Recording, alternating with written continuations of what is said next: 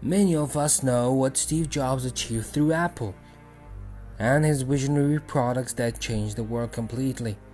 But very few know his impact on the film industry that gave us some of our favorite film characters we so adore to watch.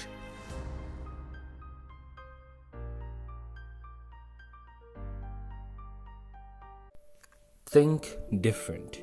This was the approach of Steve Jobs throughout his life, and which gave us some of the most iconic products that we cannot imagine living without today.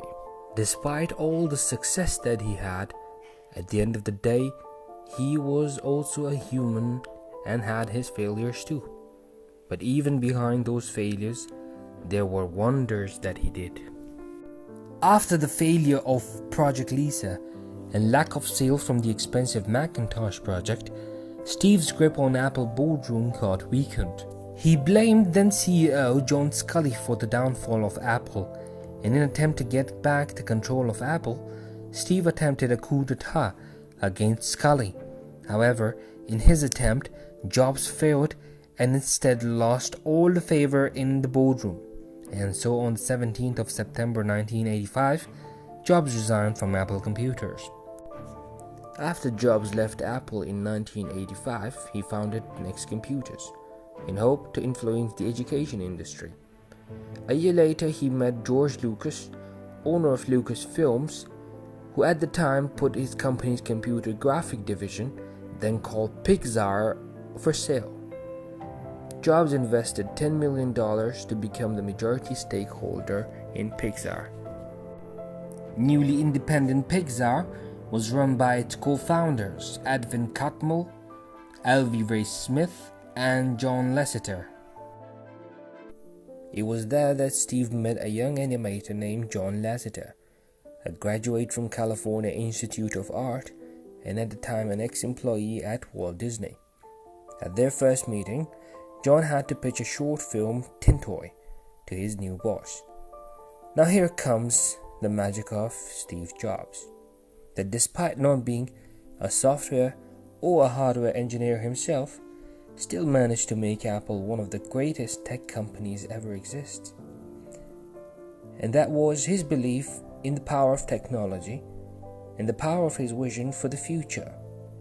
He didn't write any story for Lasseter or made the existing technology any better himself, but truly absorbed Lasseter's vision of creating the three-dimensional animation movie, for which Lasseter was actually kicked out of Walt Disney in the first place for thinking ahead of his superiors, which they didn't like. Jobs responded to Lasseter's pitch with 3 words: "Make it great." And so he did. Tin Toy went on to win Academy Award ever given to a computer animation movie. Lasseter went on to create some of the most successful box office animation movies ever made, such as Toy Story, A Bug's Life, Cars, Finding Nemo, and the list goes on. In beginning, animation was a small part of Pixar. They were more focused on powerful hardwares for creating the animation characters. However, Jobs realized that there is no real benefit of their hardware division and therefore got rid of it completely, along with it many employees, and totally focused on software division. At this point, with a total investment of $50 million, Steve had control of the entire company. But despite heavy investment from Jobs and successful short films like Tin Toy, the company was still losing money. However, in 1991, Pixar made a historic deal with Walt Disney for $26 million in return for 3 full-length computer animated films. On the 19th of November 1995, Toy Story was released. Up to this point, Pixar struggled to make any profit.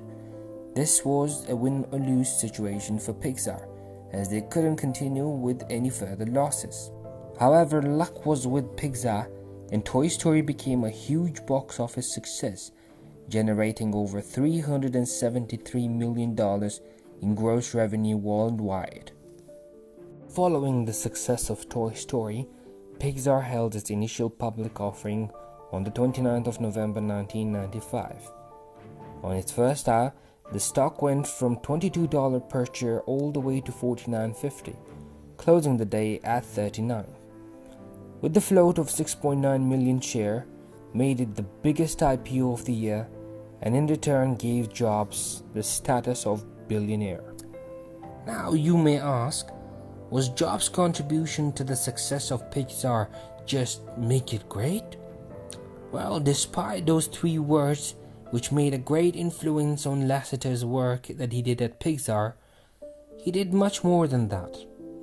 Steve supported Pixar heavily with finance and stood strong against Walt Disney's then CEO Michael Eisner to get a worthy deal for Pixar in their movie distributions, and he won't get bullied by them. It was the reason that in 2004, Steve, having enough of Eisner, announced that they will never work with Disney again. Disney's board, well aware of the importance of Pixar for their animation studio, replaced Bob Iger as their new CEO. Iger was quick to amend relationship with Steve and Pixar, and in January 2006, Walt Disney acquired Pixar for $7.4 billion in all-stock deal, making Jobs the biggest shareholder of Walt Disney Company at 7%. The acquisition completed in May 2006, and John Lasseter became the Chief Creative Officer at Walt Disney Animation Studio as a part of the deal. Sometimes when things do not go well, some are very quick to just give up and lose hope. However, despite being kicked out of the company he himself built, Steve did not sit idle. Like a true legend that he was, stood back up and through his commitments made it possible for the world through Pixar to see the visual of the human imagination. Carrying on, he gave the world the iPhone, the iPod, the iPad, MacBook, and many more techs that one cannot imagine living without today. Let us all stay hungry, stay foolish. Thank you for watching. As a new channel, please do not forget to like, share, and subscribe. See you with another case study.